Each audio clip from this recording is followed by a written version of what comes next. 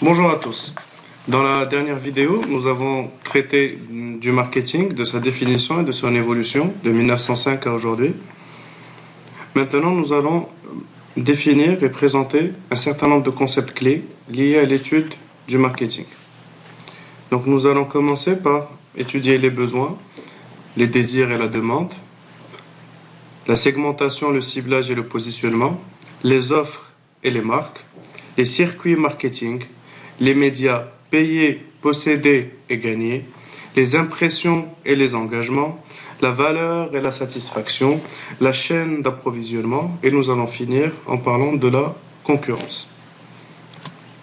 Les besoins, les désirs et la demande. Un besoin est pour les êtres vivants une sensation de manque, de privation, d'insatisfaction, qui le pousse à accomplir des actes perçus comme nécessaires, voire indispensables. Le but de ces actes est donc de faire disparaître cette sensation de manque, et donc la satisfaction du besoin. Les besoins correspondent à ce qui est nécessaire à la survie, la nourriture, l'abri, l'eau, l'air, etc. Mais aussi, l'individu a besoin de s'éduquer, de se divertir. Et donc, comment comprendre ou comment arriver à appréhender les besoins des consommateurs? Il y a 5 types de besoins qui ont été préétablis. Nous parlons de besoins exprimés, ce que les clients arrivent à dire,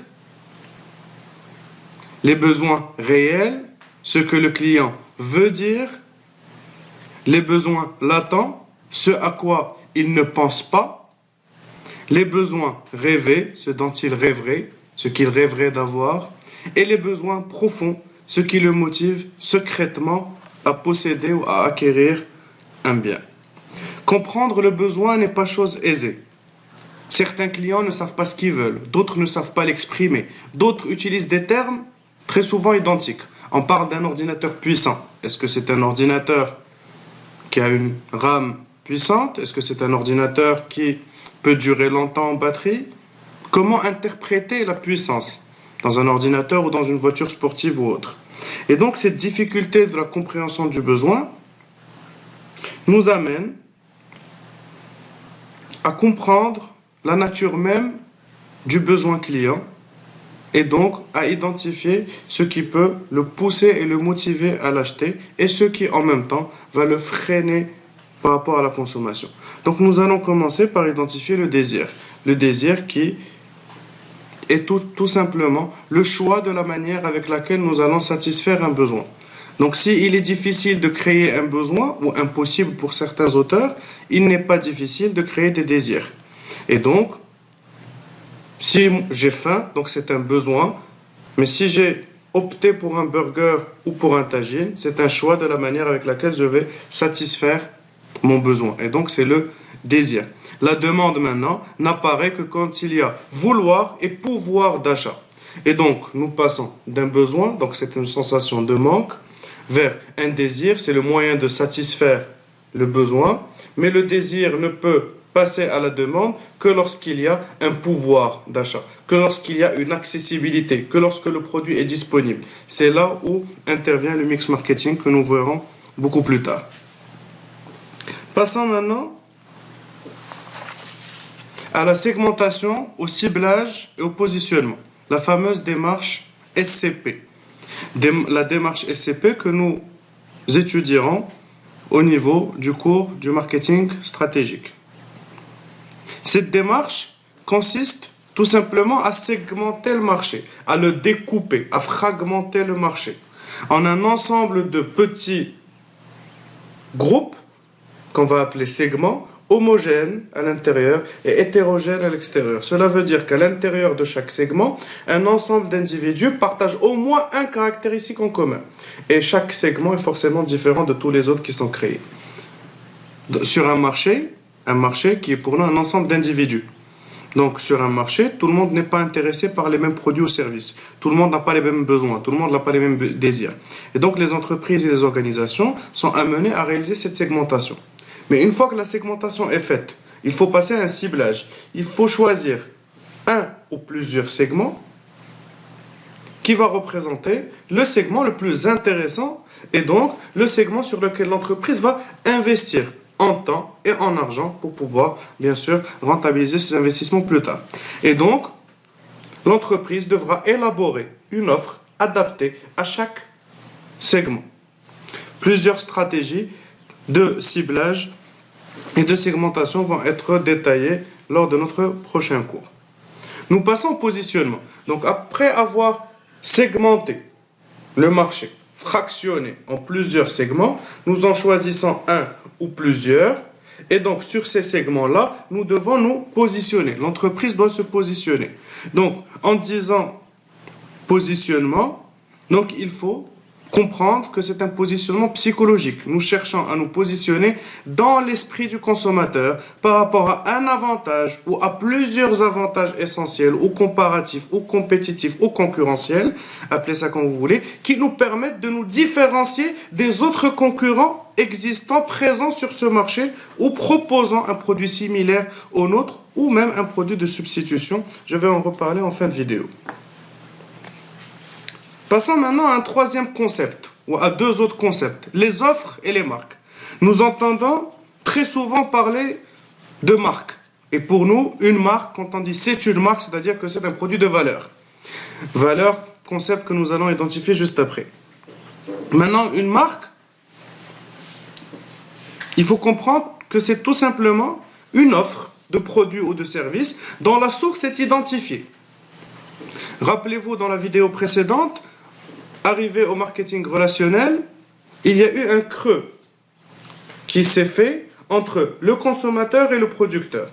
Et donc, les consommateurs ne connaissaient plus celui qui produisait les différents produits qu'ils trouvaient sur le marché. Et donc, la création de marques ou le développement du branding ou du brand permet de rapprocher le consommateur du producteur. Il y a un climat de confiance qui s'installe. On fait confiance à une marque. Une marque est identifiée par plusieurs éléments. Nous allons beaucoup plus détailler ça au niveau du cours de marketing opérationnel et plus précisément au niveau de la politique de produit, où nous allons identifier tous les aspects de la marque. Maintenant, ce qui nous intéresse, c'est de comprendre que les entreprises répondent aux besoins en élaborant une proposition de valeur. C'est-à-dire que l'entreprise crée de la valeur économique en créant de la valeur perçue chez le consommateur. C'est-à-dire, elle crée un ensemble de bénéfices offerts aux clients pour satisfaire leurs besoins. Une offre est donc composée du produit en lui-même, des services, de l'information, mais aussi de l'expérience client qui peut être vécue par le consommateur sur le point de vente, sur un site internet en recherchant un produit ou en recevant un produit. Le nom de marque comme IKEA par exemple va tout de suite invoquer dans l'esprit du consommateur que le montage peut être fait par le consommateur en lui-même et que c'est très facile de le faire. En pensant à Volvo, à la marque automobile, nous allons tout simplement et très rapidement penser à la sécurité. D'autres marques se positionnent sur d'autres avantages qu'elles offrent. Alfa Romeo, le design, etc. Passons maintenant à la valeur et à la satisfaction. Différentes offres se présentent aux consommateurs. Un acheteur dans un marché doit absolument faire un choix en fonction de la valeur qu'il attribue lui à un produit et par rapport à la perception qu'il a et au rapport qu'il va avoir à un bénéfice qui peut être tangible ou intangible suite à l'acquisition du produit ou à la consommation du service. La valeur est donc perçue comme l'élément le plus important qui résulte de la triade qualité, celle-ci, service et prix. Sans cette triade, nous ne pouvons atteindre la fameuse satisfaction de la clientèle. La valeur est un concept essentiel. Le marketing peut être défini tout simplement comme l'activité qui consiste à identifier, créer, communiquer, délivrer et gérer la valeur en faveur du client. Revenons à la satisfaction, c'est le nom donné à l'état d'âme ou du corps qui accompagne l'accomplissement d'un désir ou l'assouvissement de ce désir. D'accord? Maintenant que nous avons compris la valeur et la satisfaction, passons à la concurrence. Nous parlons d'avantages concurrentiels. Nous parlons d'avantages compétitifs.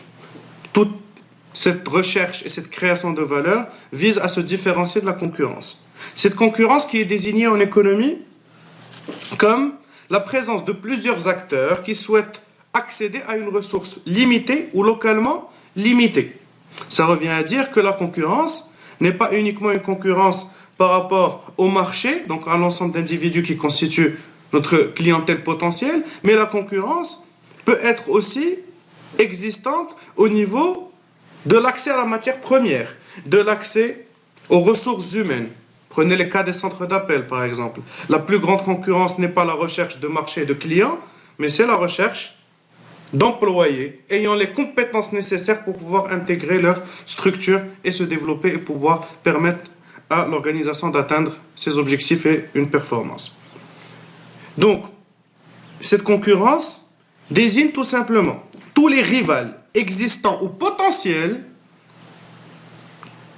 qu'un acteur peut envisager sur un marché particulier. Au sens large, il convient d'analyser la concurrence en intégrant les produits similaires, mais aussi les produits de substitution, qui sont dans quelques cas, dans d'autres catégories, et qui constituent une concurrence très importante. Nous allons beaucoup plus détailler cette partie-là au niveau du chapitre relatif à la connaissance du marché. Passons maintenant à la chaîne d'approvisionnement. Cette chaîne d'approvisionnement, ou en anglais la supply chain, on parle aussi de SCM, de Supply Chain Management, qui englobe tout ce qui est nécessaire à l'élaboration d'un produit fini, depuis la matière première jusqu'aux pièces et composantes intégrées du produit, c'est-à-dire de la production jusqu'à la consommation finale. La chaîne d'approvisionnement d'un café, par exemple, pour une chaîne de café, Starbucks ou McDonald's ou toutes les marques que vous voulez, mais une chaîne d'approvisionnement de café, ça va de l'agriculteur qui va cultiver le café, avec les différentes étapes de production, les différentes étapes de distribution, d'acheminement, jusqu'à la tasse de café finale qui sera servie au consommateur. Donc cette chaîne d'approvisionnement-là, forcément au marketing, il faut la maîtriser. Pourquoi? Si elle n'est pas maîtrisée, ça va engendrer des coûts supplémentaires qui vont impacter le coût de revient, qui vont l'augmenter, impacter notre marge bénéficiaire, et donc le produit peut être à la vente beaucoup plus cher que chez les concurrents. Et donc forcément, c'est des approches qui vont être bien sûr détaillées dans d'autres parties du cours. Passons maintenant au circuit marketing. Donc, 3 grands circuits existent depuis très longtemps. Des circuits de communication, des circuits de distribution et des circuits de service. Je commence par le plus simple. Les circuits de service. En fait, c'est tous les circuits qui aident, qui accompagnent une organisation, une entreprise à réaliser les actions de transaction. Ce sont les banques qui vont accorder des crédits aux consommateurs pour acquérir un produit. Ce sont les compagnies d'assurance, c'est les centres d'appel qui offrent des services après-vente, etc. Ce sont les services de livraison, d'installation, etc. Ce sont les circuits de service, c'est des circuits annexes qui accompagnent un produit, un service dans sa vente. Puis les circuits de distribution, circuits classiques, qui servent à montrer, vendre et transporter le produit du producteur jusqu'au consommateur final. Il intègre les grossistes, les détaillants, les différents agents commerciaux, et de plus en plus aujourd'hui, nous parlons de nouveaux modèles économiques à travers les sites en ligne, les plateformes de distribution en ligne comme Amazon, Alibaba, AliExpress, etc. Et nous parlons de circuits de communication, des circuits de communication qui n'ont pas cessé d'évoluer, qui consistent tout simplement à transmettre et recevoir des messages à destination ou en provenance d'un acheteur potentiel. C'est Internet, avec les différents réseaux sociaux, pages, réseaux display, etc.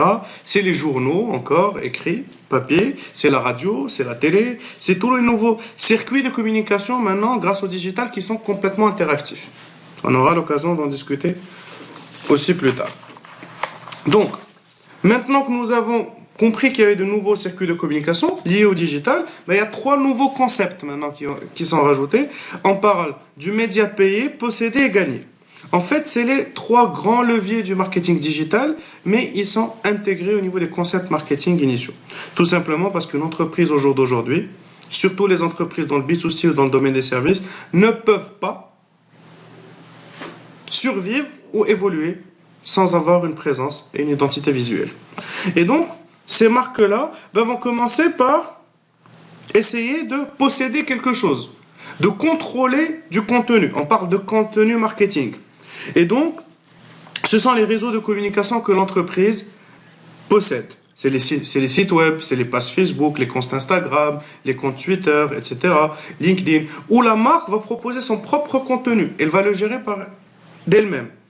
Et elle va chercher, bien sûr, à interagir avec les consommateurs. Et donc, elle va chercher à avoir des médias gagnés et donc à gagner de manière gratuite une visibilité grâce à des utilisateurs, à des clients, à des partenaires, à des collaborateurs ou à des influenceurs. Nous parlons au jour d'aujourd'hui maintenant de marketing d'influence. Donc, il s'agit de l'ensemble des circuits sur lesquels les consommateurs, la presse ou tout autre acteur, comme moi, en faisant mon cours, j'ai cité 2-3 marques. Je n'ai pas été payé pour le faire. Je les ai citées parce que c'est les premières qui me viennent à l'esprit. Et donc, c'est comme ça. Ça, c'est ce qu'on appelle les médias gagnés. Et donc, ils vont communiquer autour de la marque. Ils vont communiquer autour de la marque sans être payés pour. Maintenant, une marque qui vient d'être créée, qui n'a pas de clientèle, ou tout simplement une marque ou une entreprise qui a envie de maintenir son positionnement sur un marché, elle a forcément besoin de passer par des médias payés comme par le passé. Maintenant, ces médias payés, c'est toujours les médias traditionnels, c'est la télé, la presse, c'est les panneaux d'affichage dans les rues qui passent au numérique maintenant, c'est les écrans d'affichage à l'entrée des administrations ou des établissements, etc. C'est les PLV, les publicités en lieu de vente, c'est la sponsorisation des différentes publications sur Facebook, etc. C'est le Google Ads, etc.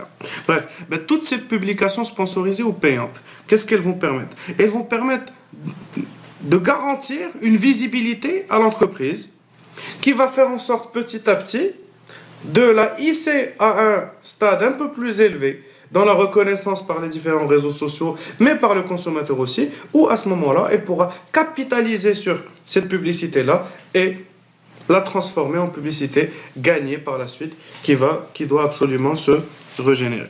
Et donc, pour résumer, il y a une communication ou des médias payés, possédés et gagnés. Les médias payés sont achetés par l'entreprise, les médias possédés sont détenus à travers le contenu déposé sur les réseaux sociaux et le gagné est gratuit, il est acquis à travers les médias relayés par les consommateurs ou suggérés par un certain nombre d'influenceurs, de personnalités politiques ou de personnalités influentes, quel que soit le secteur d'activité. Et puis, nous finirons par, toujours dans le digital, en parlant des impressions et des engagements. Aujourd'hui, il y a une multitude de supports. Nous sommes connectés tout le temps.